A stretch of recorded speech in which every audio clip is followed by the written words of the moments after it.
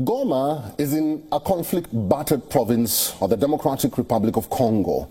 And this may be linked to consumers' ravaging demand for smartphones because as the M23 expand their territory, mining has become a crucial source of income, paying for fighters and weapons. Here is our cover report this week.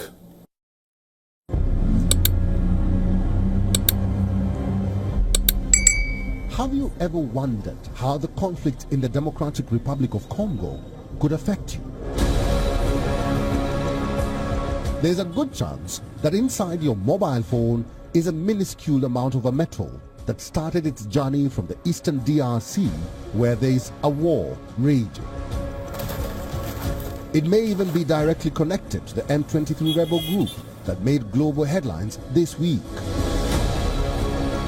The tantalum within your device weighs less than half of the average garden pea, but is essential for the efficient functioning of a smartphone and almost all other sophisticated electronic devices. The rare, blue-gray, lustrous metal can hold a high charge compared to its size while operating in a range of temperatures. This makes it an ideal material for tiny capacitors, which temporarily stores energy. It is also mined in Rwanda, Brazil and Nigeria, but at least 40% and maybe more of the element's global supply comes from the DRC, and some of the key mining areas are now under the control of the M23. 4 days after taking over the Eastern Democratic Republic of Congo's major hub of Goma, the M23 claimed cleaning up the town of what they termed unwarranted mercenaries, who are essentially foreign contractors from Europe.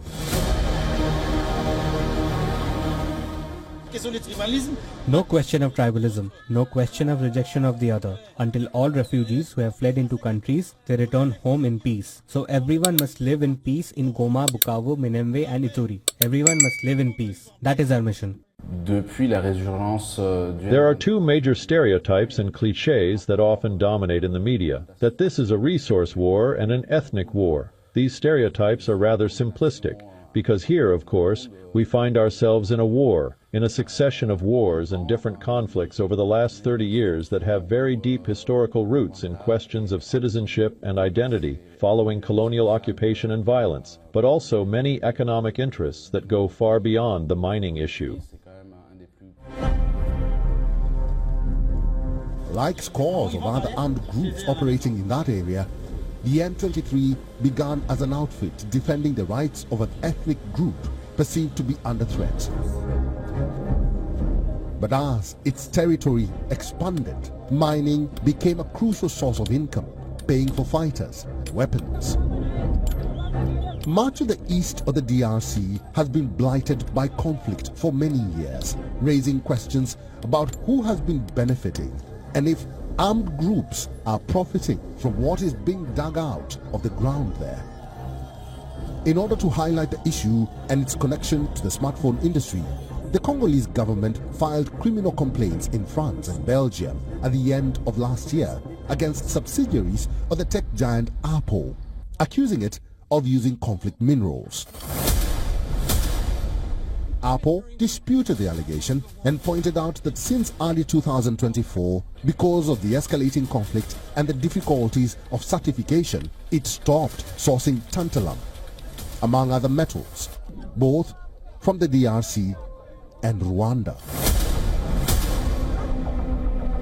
Other companies have not been so clear, which means that as the M23 seizes more territory, those small bits of tantalum from the mines that they control could still make their way into the devices that we have come to rely on. Africa Bureau, WION, World is One.